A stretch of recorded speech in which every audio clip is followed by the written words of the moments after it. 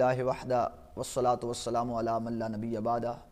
اما بعد فاعوذ باللہ من الشیطان الرجیم بسم اللہ الرحمن الرحیم یوصیکم اللہ فی اولادکم للذکر مثل حظ الانثیین وقال النبی صلی اللہ تعالی علیہ وسلم لا نورث ما ترکنا فہو صدقہ آمنت باللہ صدق اللہ مولانا العظیم وصدق رسولہ النبی الکریم الامین۔ ارباب ذی قدر، گزشتہ کئی دہائیوں سے اغیار اپنے مکر و فریب اور مختلف ذرائع سے اپنے ہاتھ کی صفائی دکھاتے ہوئے سواد اعظم اہل سنت والجماعت کو پارا پارا کرنے کی کوشش کر رہا ہے اور کسی حد تک وہ کامیاب ہو چکا ہے۔ شیرازہ اہل سنت بکھر چکا ہے۔ اب ہم چمن کو لٹتا مزید نہیں دیکھ سکتے۔ کب تک کبوتر کی طرح آنکھیں بند کر کے بیٹھے رہیں گے؟ الغرض اپنے حصہ کی شمع خود ہی جلانی ہوگی۔ کس کس عنوان پہ لب کشائی کروں، ہر ایک درد پہ دم نکلتا ہے، دل خون کے آنسو روتا ہے۔ شاعر نے اس منظر کی کیا خوب ترجمانی کی کہ دل کے پھپھولے جل اٹھے دل کے داغ سے، اس گھر کو آگ لگی گھر کے چراغ سے۔ بالفرض 15ویں صدی کے محققین، مناظرین، مدققین، واعظین اور خطباء کو ایک لمحہ کے لیے معدوم مان لیا جائے تو کیا اہل سنت و جماعت کا روز روشن کی طرح چمکتا وجود موجود نہیں ہے؟ کیا اہل سنت و جماعت کے اصول و فروع موجود نہیں ہیں؟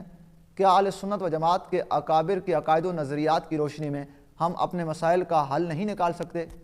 اہل سنت و جماعت کا وجود روز روشن کی طرح آیا ہے اور بحمد اللہ تعالی ہمارے اکابر تمام مسائل کو حل فرما کر گئے ہیں جو کہ کتب کے اندر موجود ہیں، مگر افسوس اکثریت کے اندر تو کتب بینی کی صلاحیت ہی موجود نہیں، اور جن کے اندر صلاحیت موجود ہے ان کے اندر ذوق تحقیق و مطالعہ ہی نہیں، اور جن کے اندر ذوق تحقیق و مطالعہ ہے ان کے اندر حق گوئی کی جرأت ہی نہیں الا ماشاء اللہ۔ اور سب سے بڑا المیہ جو اہل سنت و جماعت کو لے ڈوبا وہ ہے شخصیت پرستی، پیر پرستی، لیڈر پرستی، استاذ پرستی اور خود پرستی۔ بہرحال اس درد پہ آہو کہ نہ کروں تو ممکن ہے کہ ایک ضخیم کتاب وجود میں آ جائے، آمدم بر سر مطلب۔ ارباب ذی قدر، گزشتہ 4-5 سالوں سے افضل البشر بعد الانبیاء بالتحقیق سیدنا ابوبکر صدیق رضی اللہ تعالی عنہ اور سیدۃ النساء اہل الجنہ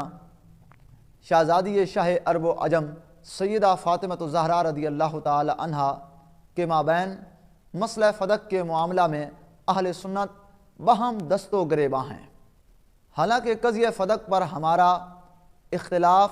روافض و اہل تشیع کے ساتھ تھا اور ہے۔ آئیے دیکھتے ہیں قضیہ فدق کے بارے میں امت کے اکابر کا کیا موقف تھا۔ انشاءاللہ العزیز اختصار کے پیش نظر مسئلہ بیان کرنے اور سمجھانے کی کوشش کریں گے تاکہ اہل علم و اہل شعور استفادہ کر سکیں۔ معاذ اللہ رسول صلی اللہ تعالی علیہ وسلم کی رضا اور اپنا علمی و ایمانی فریضہ سمجھتے ہوئے ہم نفس مسئلہ بیان کر رہے ہیں۔ حقائق کو بلا افراط و تفرید بیان کرنا ہمارا فرض ہے، منوانا ہمارا فرض نہیں۔ واللہ یہدی من یشاء۔ خدا را تعصب کی اینک اتار کر اس گفتگو کو سماعت فرمائیں۔ اختلاف رائے کا حق ادب کے اندر رہتے ہوئے ہر ایک کو حاصل ہے۔ ہم یہ نہیں کہتے کہ ہماری گفتگو حرف آخر ہے۔ اگر آپ سمجھتے ہیں کہ اس مسئلہ کو بیان کرنے کے اندر ہم سے کسی مقام پر کمی و بیشی رہی ہو تو آپ علمی طور پر اختلاف کر سکتے ہیں اور اپنی رائے پیش فرما سکتے ہیں، کیونکہ نبی رحمت صلی اللہ تعالی علیہ وسلم آپ نے فرمایا اختلاف امتی رحمتن، میری امت کا اختلاف رحمت ہے۔ ارباب ذی قدر، فدق ایک باغ کا نام ہے، زمین کا ٹکڑا ہے جو فتح خیبر کے موقع پر مال فے کے طور پر نبی رحمت صلی اللہ تعالی علیہ وسلم آپ کے حصے کے اندر آیا۔ نبی رحمت صلی اللہ تعالی علیہ وسلم اس کی آمدنی کو مہمانوں، اہل مدینہ میں غرباء و مساکین اور خاندان رسالت معاب صلی اللہ تعالی علیہ وسلم کی ضروریات پر بقدر ضرورت صرف فرماتے۔ رسول اعظم صلی اللہ تعالی علیہ وسلم آپ کے وصال پرملال کے بعد سیدنا صدیق اکبر رضی اللہ تعالی عنہ منصب خلافت پر جلوہ افروز ہوئے۔ مختلف روایات کے مطابق سیدہ زہرا پاک رضی اللہ تعالی عنہ آپ خود تشریف لے گئیں یا آپ نے دیگر اشخاص کو بھیج کر مطالبہ فدق فرمایا۔ سیدہ پاک رضی اللہ تعالی عنہ نے قرآن پاک کی آیت مبارکہ یوصیکم اللہ فی اولادکم للذکر مثل حظ الانثیین کو اپنا مستدل بنایا اور مطالبہ فدق فرمایا۔ بخاری شریف کی حدیث نمبر 4035 ہے، ان عائشہ رضی اللہ تعالی عنہ ان فاطمہ والعباس اتا یا ابا بکر یلتمسان میراثہما اردہ من فدق وسہمہ من خیبر فقال ابو بکر سمعت النبی صلی اللہ تعالی علیہ وسلم یقول لا نورث ما ترکنا صدقہ۔ سیدہ عائشہ صدیقہ رضی اللہ تعالی عنہا آپ روایت فرماتی ہیں کہ سیدہ فاطمہ الزہرا اور سیدنا عباس رضی اللہ تعالی عنہما آپ سیدنا صدیق اکبر رضی اللہ تعالی عنہ کی بارگاہ میں حاضر ہوئے اور خیبر سے حاصل ہونے والے فدق کے بارے میں وراثت کے طور پہ مطالبہ فرمایا۔ تو سیدنا صدیق اکبر رضی اللہ تعالی عنہ آپ نے فرمایا کہ میں نے نبی رحمت صلی اللہ تعالی وسلم سے سنا ہے کہ آپ نے فرمایا لا نورث ما ترکنا فہو صدقہ، ہمارا کوئی وارث نہیں بنایا جاتا، ہم جو چھوڑتے ہیں وہ صدقہ ہوتا ہے، لیکن اس میں سے آل محمد صلی اللہ تعالی وسلم کو کھلایا جائے گا۔ اور آپ نے فرمایا اللہ کی قسم ابو بکر صدیق کو اپنے قرابت داروں سے زیادہ پیارے رسول اللہ کے قرابت دار ہیں۔ ابو بکر صدیق کو اپنے قرابت داروں کے ساتھ حسن سلوک کرنے سے زیادہ رسول اللہ صلی اللہ علیہ وسلم کے قرابت داروں کے ساتھ حسن سلوک کرنا پسند ہے۔ اب سیدہ پاک اور حضرت عباس رضی اللہ تعالی عنہما نے یہ حدیث مبارکہ سننے کے بعد اپنا مطالبہ ترک فرما دیا اور واپس چلے گئے۔ اب علماء امت نے اس مسئلہ پر 3 مختلف موقف اپنائے اور ہر ایک کا موقف اپنی تحقیق اور اپنے اجتہاد کی بنیاد پر ہے۔ تینوں موقف بالترتیب پیش کرتے ہیں۔ الموقف الاول، قرآن پاک کی آیت مقدسہ یوصیکم اللہ فی اولادکم للذکر مثل حظ الانثیین میں کم ضمیر عموم کے لیے ہے، اس میں رسول اعظم صلی اللہ تعالی علیہ وسلم بھی شامل ہیں۔ تو سیدہ پاک رضی اللہ تعالی عنہا نے آیت کے عموم پر عمل کیا اور انہیں آیت کا مخصص یعنی حدیث پاک معلوم نہیں تھی، لہٰذا عموم کے مطابق آپ رضی اللہ تعالی عنہ کا مطالبہ بالکل درست تھا اور سیدنا صدیق اکبر رضی اللہ تعالی عنہ کا حدیث بیان کر کے انکار بھی بالکل درست تھا۔ اس صورت میں اجتہاد ہوا ہی نہیں تو خطا کا قول جائز نہیں، کیونکہ جب اجتہاد نہیں ہوا تو اجتہادی خطا کیسے ہوئی۔ اس موقف کے قائل ہیں علامہ علاء الدین بخاری حنفی متوفہ 730 ہجری۔ آپ اپنی کتاب کشف الاسرار شرح اصول البزدوی کے اندر بیان کرتے ہیں قد اشتہر الاحتجاج بالعمومات عن عامة الصحابة رضی اللہ تعالی عنہم فی الوقائع من غیر نکیر من احد فإنهم عملوا بقول تعالی یوصیکم اللہ فی اولادکم فاستدلوا به على ارث فاطمة رضی اللہ تعالی عنہا حتی نقل ابو بکر رضی اللہ تعالی عنہ نحن معاشر الانبیاء لا نورث ما ترکنا صدقہ۔ واقعات میں عام صحابہ کرام رضوان اللہ تعالی علیہم اجمعین سے عمومات کے ساتھ استدلال مشہور ہے بغیر کسی انکار کے۔ تو انہوں نے اللہ تعالیٰ کے فرمان یوصیکم اللہ فی اولادکم پر عمل کرتے ہوئے سیدہ فاطمہ الزہرا رضی اللہ تعالی عنہ کی وراثت پر استدلال کیا، یہاں تک کہ سیدنا صدیق اکبر رضی اللہ تعالی عنہ نے حدیث مبارکہ بیان فرما دی۔ اس موقع پر ان کی دلیل یہ ہے آیت مقدسہ یوصیکم اللہ فی اولادکم، اولادکم کے اندر اولاد جمع ہے اور جس وقت جمع کی اضافت معرفہ کی طرف ہو تو اس وقت وہ عموم کا فائدہ دیتی ہے۔ الموقف الثانی، قرآن مجید کی آیت مقدسہ یوصیکم اللہ فی اولادکم میں کم ضمیر عموم کے لیے نہیں، اس میں صرف امت کو خطاب ہے، رسول اللہ صلی اللہ تعالی وسلم اس میں شامل نہیں ہیں۔ تو اس صورت میں سیدہ پاک رضی اللہ تعالی عنہا کا آیت مقدسہ کو مستدل بنا کر مطالبہ کرنا ان کے اجتہاد کے ساتھ ہے، کیونکہ وہ سمجھ رہی تھیں کہ کم میں رسول اللہ صلی اللہ علیہ وسلم شامل ہیں، حالانکہ آپ علیہ الصلاۃ والسلام اس میں شامل نہیں تھے۔ تو اس صورت میں جب سیدنا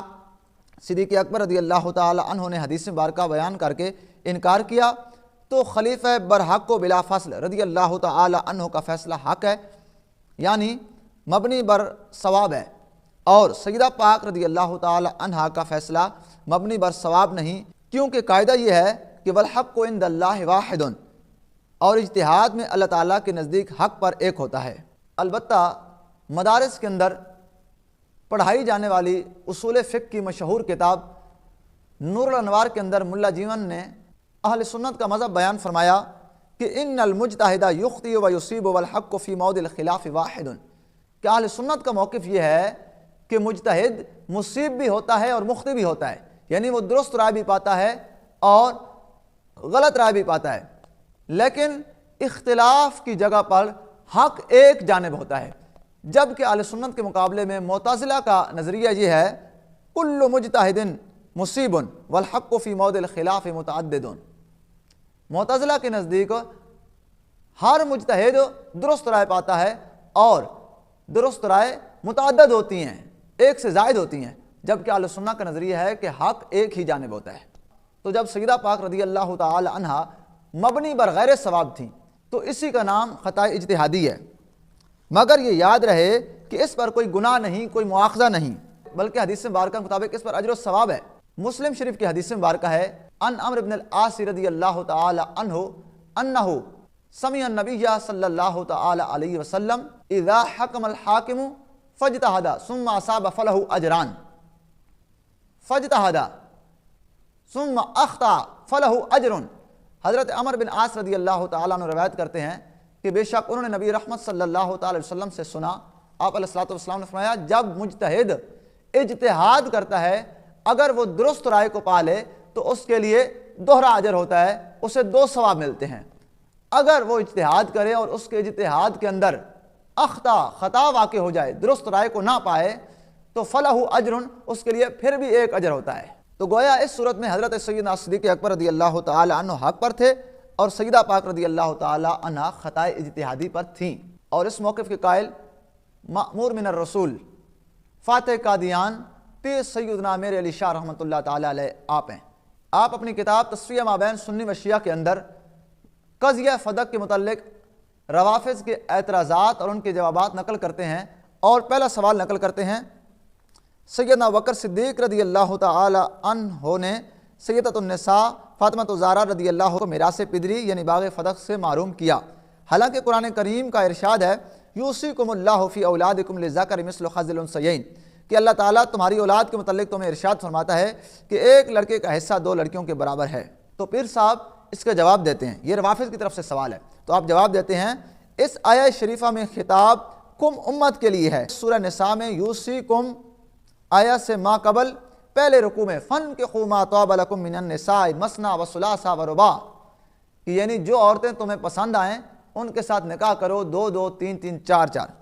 اور ایسے ہی وَآتُوا النِّسَاءَ صَدُقَاتِهِنَّ نِخْلًا، اور عورتوں کے مہر ان کو خوشی سے دے دیا کرو۔ لہٰذا 4 سے زائد عورتوں سے نکاح کرنا اور بغیر مہر کے نکاح کرنا نبی رحمت صلی اللہ تعالی وسلم کے لیے جائز تھا، گویا حدیث پاک قرآن پاک کے مخالف نہیں۔ چنانچہ حدیث نے واضح کر دیا کہ آیا یوصیکم اللہ میں خطاب خاص امت کی طرف ہے، نہ یہ کہ امت اور نبی دونوں کو مخاطب ہے۔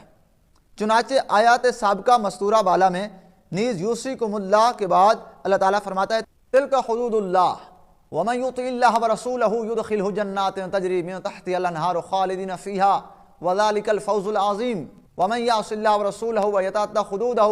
یدخلہ نارا خالدا فیہا ولہ عذاب مہین، یعنی یہ اللہ تعالیٰ کی حدود ہیں، جو اللہ اور رسول صلی اللہ علیہ وسلم کی اطاعت کرے گا اللہ تعالیٰ اسے جنت کے اندر داخل فرمائے گا جس کے نیچے نہریں بہتی ہیں، اور وہ ہمیشہ اس کے اندر رہے گا، اور یہ اس کے لیے عظیم کامیابی ہے۔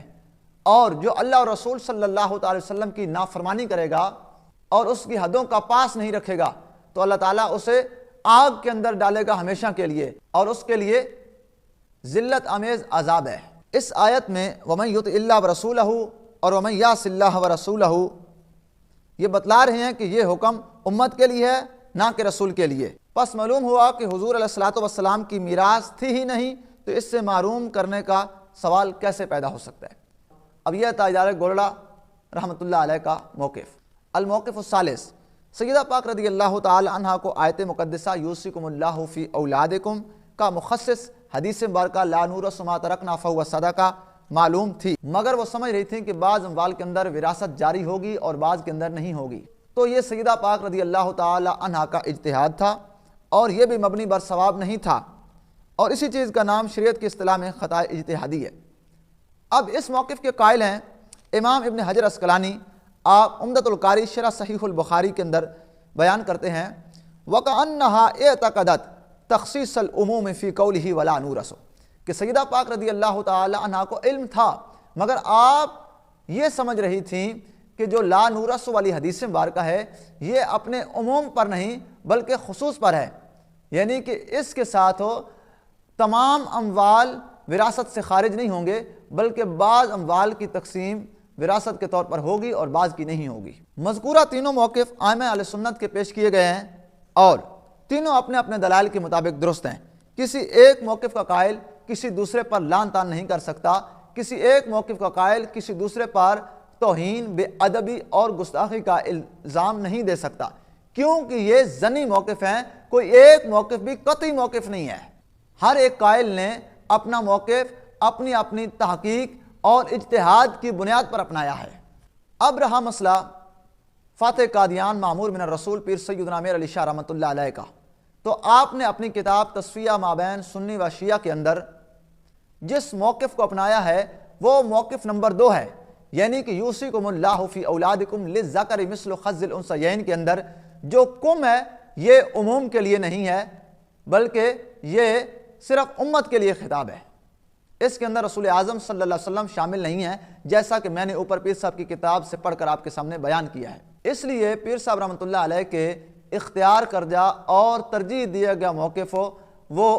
اجتہاد والا موقف ہے، کیونکہ پیر صاحب عموم کے قائل نہیں۔ جب عموم کے قائل نہیں تو پھر سیدہ پاک رضی اللہ تعالی عنہا نے جو مطالبہ فرمایا وہ اجتہاد کی بنیاد پر ہے۔ جب مطالبہ اجتہاد کی بنیاد پر ہے تو پھر قاعدہ اوپر بیان ہو چکا ہے والحق عند اللہ واحد، کہ حق ایک جانب ہوتا ہے اور دوسرا خطا اجتہادی پر ہوتا ہے جو کہ اجر و ثواب ہے۔ مزید آگے چل کر صفحہ نمبر 46 پر پیر صاحب نے ایک اور اعتراض کا جواب دیا۔ پیر صاحب لکھتے ہیں اس موضوع پر ایک اور دلیل جو فریق مخالف کی طرف سے دی جاتی ہے وہ یہ کہ اللہ تعالیٰ نے بموجب آیت تطہیر اہل بیت علیہم الرضوان کو پاک گردانا ہے۔ سیدۃ النساء رضی اللہ تعالیٰ عنہ فدق کا دعویٰ کرتے ہوئے کسی ناجائز امر کی نہیں ہو سکتی۔ اس دلیل کا تفصیلی جواب آگے چل کر آیت تطہیر کی فصل میں دیا جائے گا۔ یہاں اتنا کہہ دینا کافی ہے کہ آیت تطہیر کا مطلب ہرگز یہ نہیں کہ یہ پاک گروہ معصوم ہیں اور ان سے کسی قسم کی بھی خطا کا سرزد ہونا ناممکن ہے۔ اس کا مطلب یہ ہے کہ اگر بمقتضائے بشریت ان سے کوئی خطا سرزد بھی ہو تو وہ عفو و تطہیر الہی میں داخل ہوگی۔ اب کوئی یہاں پر یہ بھی اعتراض کر سکتا ہے کہ یہاں تو اوپر پیر صاحب نے امر ناجائز کی بات کی ہے اور امر ناجائز تو خطائے معصیت ہوتی ہے۔ نہیں، ہرگز نہیں۔ اس مقام پہ پیر صاحب روافظ کو جواب دے رہے ہیں اور روافظ کے نزدیک ائمہ اہل بیت سے خطائے اجتہادی بھی ممکن نہیں۔ اہل سنت کے عقیدہ عصمت اور روافظ کی عقیدہ عصمت میں ارض و سما کا بعد ہے، زمین و آسمان کی دوری ہے، لہذا روافظ کے نزدیک خطائے اجتہادی بھی امر ناجائز ہے۔ جب ہم روافظ کے نظریہ باطلہ عصمت ائمہ اہل بیت علیہ السلام کی نفی کریں گے تو وہ خطائے اجتہادی سے بھی ہو جاتی ہے، جیسا کہ ہم بیان کر چکے ہیں۔ گویا ثابت ہوا کہ پیر سید میر علی شاہ رحمۃ اللہ علیہ جس خطا کا امکان بیان فرما رہے ہیں وہ خطائے اجتہادی ہے، معصیت ہرگز نہیں۔ اگرچہ پیر صاحب نے اجتہاد کی قید نہیں لگائی بلکہ لفظ خطا کہا ہے، کیونکہ پیر صاحب چند صفحات ماقبل آیت مقدسہ کے عموم کی تردید کر چکے ہیں۔ تو سیدہ پاک کا مطالبہ اجتہاد پر مبنی ہوا، جب اجتہاد پر مبنی ہے تو پھر اجتہاد میں معصیت کا کیا دخل ہے؟ یہ میں آپ کے سامنے مصادر روافظ پیش کرتا ہوں۔ یہ ہے شیعہ کی مستند کتاب الاعتقادات فی دین الامامیہ، اس کی جلد 1 باب الاعتقاد فی الاسمہ۔ قال الشیخ ابو جعفر اعتقادنا فی الانبیاء والرسل والائمۃ والملائکۃ صلوات اللہ علیہم انہم معصومون مطہرون من کل دنس وانہم لا یذنبون ذنبا لا صغیرا ولا کبیرا ولا یعصون اللہ ما امرہم ویفعلون ما یؤمرون ومن نفی عنہم العصمۃ فی شیء من احوالہم فقد جہلہم۔ وہ لکھتے ہیں کہ ہمارا عقیدہ انبیاء اور رسول اور ائمہ اور ملائکہ کے بارے میں یہ ہے کہ بے شک وہ معصوم ہیں، وہ پاک ہیں ہر نجاست سے اور وہ کوئی گناہ نہیں کر سکتے، نہ صغیرہ نہ کبیرہ، اور وہ ہر کام ایسے ہی بجا لاتے ہیں جیسے اللہ تعالیٰ انہیں حکم دیتا ہے۔ وَمَن نَفِي عَنْهُمُ الْعِصْمَةَ فِي شَيْءٍ مِّنْ أَحْوَالِهِمْ فَقَدْ جَهِلَهُمْ، اور جو ائمہ اہل بیت کی معصومیت کی نفی کرے ان کے کسی معاملے میں بھی گویا اس نے ان کی معرفت پائی نہیں ہے، وہ ان سے جہل رہا ہے۔ اب شیعہ مصادر کی دوسری کتاب ہے، یہ میرے سامنے اوائل المقالات فی المذاہب المختارات، اس کے اندر شیخ مفید لکھتے ہیں القول فی عصمت الائمۃ علیہم السلام، یہ انہوں نے باب قائم کیا، کہتے ہیں اقول ان الائمۃ القائمین مقام الانبیاء فی تنفیذ الاحکام و اقامت الحدود و حفظ الشرائع و تعدیب الانام کعصمت الانبیاء معصومون کعصمت الانبیاء وَإِنَّهُمْ لَا يَجُوزُ مِنْهُمْ صَغِيرًا، کہتے ہیں میں کہتا ہوں کہ بے شک ائمہ جو ہیں وہ انبیاء کرام علیہ السلام کے قائم مقام ہوتے ہیں، شریعت کے احکام نافذ کرنے میں، حدود قائم کرنے میں، شریعت کے تحفظ کرنے میں اور مخلوقات کی تربیت کرنے میں، اور یہ معصوم ہوتے ہیں جیسے انبیاء کرام معصوم ہوتے ہیں، اور ان سے کسی معاملے میں کوئی صغیرہ گناہ بھی سرزد نہیں ہوتا۔ اور اسی طرح شیعہ مصادر کی تیسری مستند کتاب نہج الحق و کشف الصدق، علامہ حلی کی، وہ مسئلہ خامس بیان کرتے ہیں پہلی بات کے اندر کہ فی ان الامام یجب ان یکون معصوما، کہ امام کے لیے معصوم ہونا ضروری ہے۔ کہتے ہیں ذہبت الامامیۃ الی ان الائمۃ کالانبیاء فی وجوب عصمتہم عن جمیع القبائح والفواحش من الصغر الی الموت عمدا وسہوا لانہم حفظۃ الشر والقوامون بہ حالہم فی ذالک کحال الانبیاء، کہ امامیہ جس طرف گئے ہیں وہ یہ ہے کہ جو ائمہ ہوتے ہیں، ائمہ اہل بیت، وہ انبیاء کی طرح ہوتے ہیں، ان کی عصمت انبیاء کی طرح ہوتی ہے، ان سے کوئی کبھی اور کوئی فحش کام سرزاد نہیں ہوتا، من الصغر الی الموت، ان کے بچپن سے لے کر ان کی موت تک، نہ بھول کر نہ جان بوجھ کر، اس لیے کہ وہ شریعت کی حفاظت کرنے والے ہوتے ہیں، شریعت کو قائم کرنے والے ہوتے ہیں، اور ان کا حال ایسی ہوتا ہے جیسے انبیاء کا حال ہوتا ہے۔ اور اسی طرح یہی عقیدہ بہار الانوار کے اندر باقر مجلسی نے لکھا ہے، یہی عقیدہ تلخیص الشافی کے اندر شیخ الطائفہ ابو جعفر طوسی نے لکھا ہے۔ پھر یہ بھی کوئی اعتراض کر سکتا ہے کہ خطا اجتہادی عفو و تطہیر میں کیسے داخل ہوتی ہے، وہ تو اجر و ثواب ہے، تو اس کا جواب یہ ہے کہ اجتہاد میں خطا پر عفو و تطہیر ہوتی ہے۔ تبھی تو حضرت سیدنا آدم علیہ السلام کے خطا اجتہادی پر انہوں نے طویل مدت تک اللہ تعالیٰ کی بارگاہ میں توبہ استغفار کی، اور بالآخر بوسیلۃ المصطفیٰ صلی اللہ تعالیٰ علیہ وسلم ان کی توبہ قبول فرما کر عفو و تطہیر میں شامل فرما دیا گیا۔ رہی یہ بات کہ پیر سیدنا امیر علی شاہ رحمۃ اللہ علیہ نے امکان لکھا ہے، وقوع نہیں، تو اہل علم پر واضح ہو گیا کہ پیر صاحب کا موقف اجتہاد والا ہے یا غیر اجتہاد والا۔ جی ہاں، جب اجتہاد والا ہے تو پھر اجتہاد میں لازم ہے کہ ایک جانب مبنی بر ثواب ہوتی ہے اور دوسری جانب مبنی بر غیر ثواب ہوتی ہے، یعنی مبنی بر خطا ہوتی ہے، اور اسی ہی شریعت کی اصطلاح میں خطا اجتہادی کہتے ہیں، جس پر نبی رحمت صلی اللہ علیہ وسلم کا فرمان ہے کہ مجتہد جب اجتہاد کرتا ہے اگر وہ درست رائے پا لے تو اس کے لیے دوہرا اجر ہے، اور اگر وہ درست رائے نہ پائے، خطا کھا جائے، تو اس کے لیے ایک اجر ہے۔ دعا ہے کہ مالک لم یزل ہمیں حق کو سمجھ کر عمل کرنے کی توفیق عطا فرمائے۔ وآخر دعوانا الحمدللہ رب العالمین۔